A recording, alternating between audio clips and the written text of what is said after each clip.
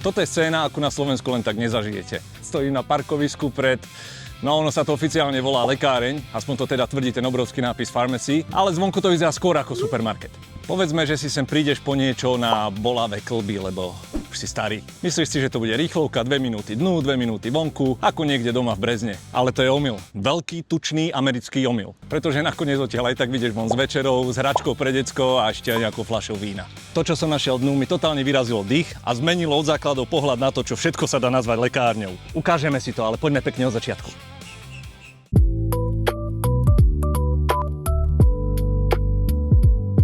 Chcem vám ukázať rozdiel v každodennom živote tu a na Slovensku. No a nepôjde iba o sortiment ako taký, ale celkovo tú filozofiu nakupovania. U nás prídeš do lekárne a zoberieš si tam, čo ja viem, lieky, možno nejaké vitamíny a krémik, ale to je tak všetko. Tu v Amerike prídeš po lieky a riskuješ, že odtiaľ vyjdeš von s novou autobatériou. No, veď uvidíme.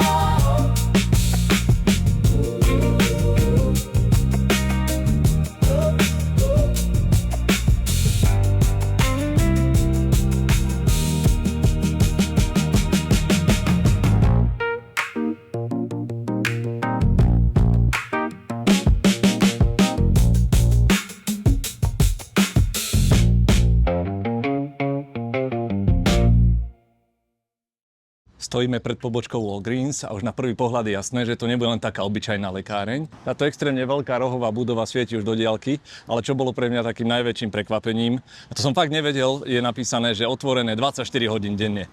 Som si tak predstavil, že koľkokrát sa snažíš na Slovensku zohnať nejaké lieky v strede noci, alebo čo, no proste je to cesta na pohotovosť. A fakt non-stop, aj víkendy, v nedeľu, hocikedy.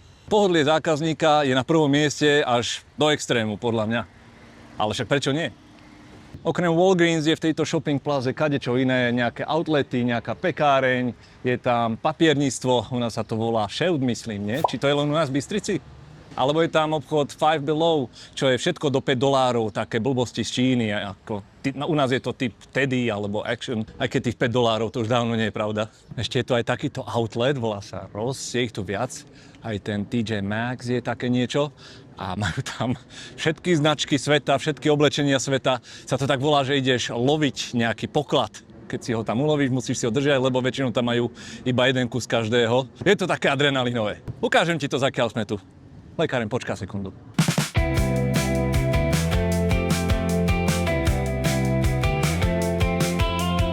Tu sú kadejaké boty. Zraj. Adidasy za 44, Conversky 39. Trička, spodňáre, košulenky. To je v pohode nosiť dres Lakers Miami. Majú aj Boston. To je celkom hezké. A takú podobnú už mám. A toto je ten príznačný zvuk, čo sa tu robí.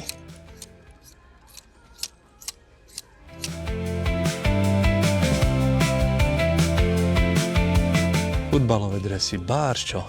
Samozrejme Amerika sladkosti, cestovné kufre. No proste všetko za veľmi lacné dumpingové ceny. Taký malý Pandorf. Dá sa tam za každý minút dosť veľa peňazí. On sa to nezdá, len sa to nazbiera. Ja to tam mám rád, to je taká tradícia. Ak pojete okolo, tak tam mrknite, oplatí sa. Mal by som im robiť obchodiaka, nie? OK, poďme sa pozrieť do tej lekárne.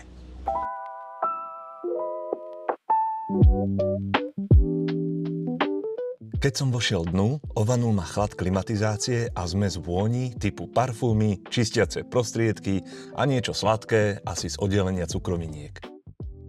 Môj prvý dojem bol absolútny zmätok. Kam mám vlastne ísť? Nápis Pharmacy svieti až niekde úplne vzadu v rohu a cesta k nemu bola lemovaná regálmi plnými vecí, ktoré s liekmi nemali nič spoločné.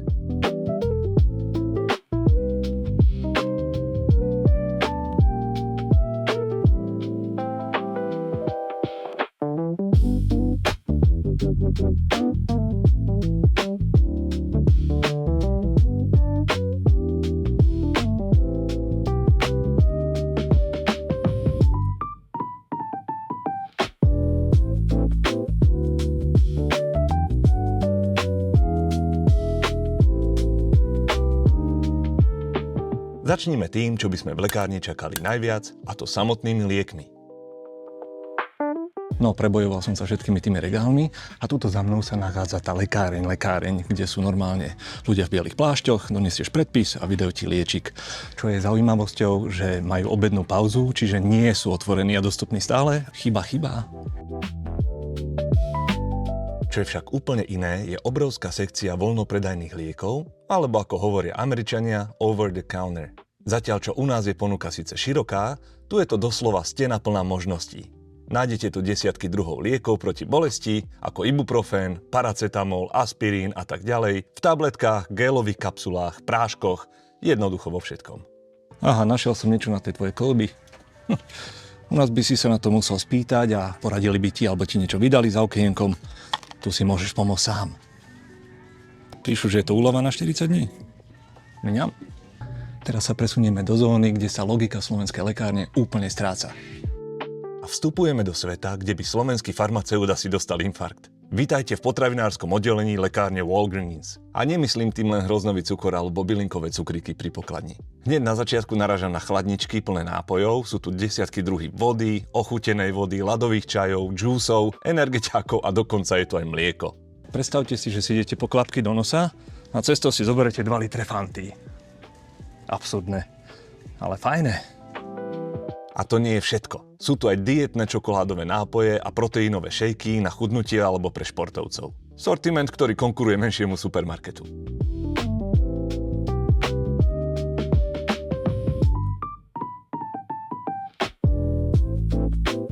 Ideme ďalej a sme pri snackoch. To je rajón pre človeka typu mňa. Ja milujem slané. Čipsy, krekry, tyčinky, praclíky, všetkých možných príchutí a veľkostí. Hneď vedľa je sekcia so sladkosťami, kde nájdete všetky známe americké čokolády a cukríky. A je tu aj sušené ovocie, energetické tyčinky a nejaké orechy, aby sa nepovedalo. Ten kontrast je fascinujúci. Tam si zoberete lieky na cholesterol a o regál ďalej sú čipsy. Vrcholom všetkého sú však mrazené jedlá. Potom, ako si vyzdvihneš antibiotika, si zoberieš na večeru mrazenú picku.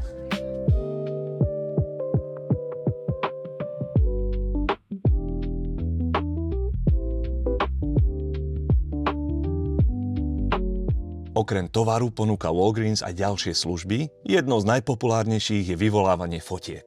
Majú tu fotoslužbu, kde si môžete z telefónu vytlačiť fotky alebo vytvoriť fotodarčeky. Alebo aj fotečku na pas. To je ďalší príklad toho, ako sa snažia pokryť všetky potreby zákazníka pod jednou strechou. Sú tu aj regály s pohľadnicami na každú príležitosť, darčekové tašky a kancelárske potreby.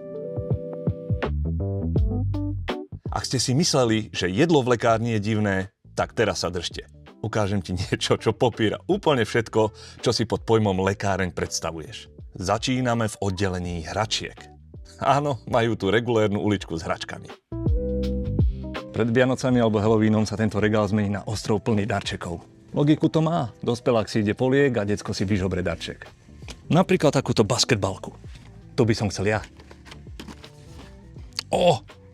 Alebo futbalovú loptu. No, biznes. A teraz prichádza to, čo je pre Európana asi najväčší šok, a to sú cigarety. Za hlavnou pokladňou, podobne ako v supermarketoch, je stena plná cigaret. Hej, veď vypýtajú si občiansky a všetko, ale tam, kde sa predáva niečo, čo lieči plúca, sa predávajú cigy v lekárni. To je veľké. To ma nikdy neprestane udivovať. A čo alkohol? Áno, samozrejme, aj ten tu nájdete. Sú tu fľaše vína, ako napríklad táto, čo neviem ani prečítať, ale viem, že túto značku má rád môj dobrý kamarát Pištík. Stevie, pozdravujem ťa. A sú tu aj chladničky plné pivka. Ňam. Nie je to síce výber ako niekde v Tesku, ale na bežný nákup to úplne stačí.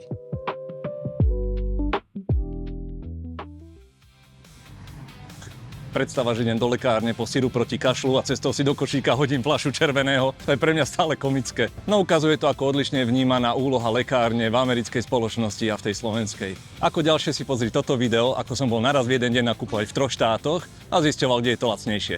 A pesnička k jazdeniu na tento týždeň je Allison od The Jelly Jam. Keď pôjdeš na Hero Hero, link dole v popise, nájdeš tam Spotify playlist, ktorý pre vás postupne budujem.